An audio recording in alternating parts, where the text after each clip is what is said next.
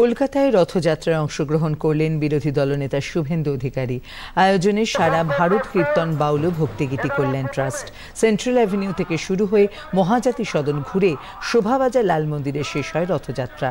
শুভেন্দু অধিকারী আবারও বলেন, বিভিন্ন স্থানে রথযাত্রার অনুমতি দিচ্ছে না রাজ্য।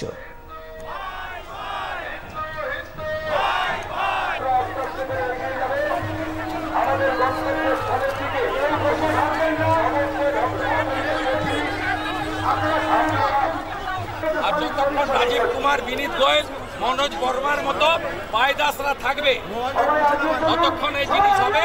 আর যতক্ষণ ববি হাকিম, জাভেদ খান, ফয়াজ আহমেদের মতো লোকেরা শাসক দলকে বিরোধিতা করবে,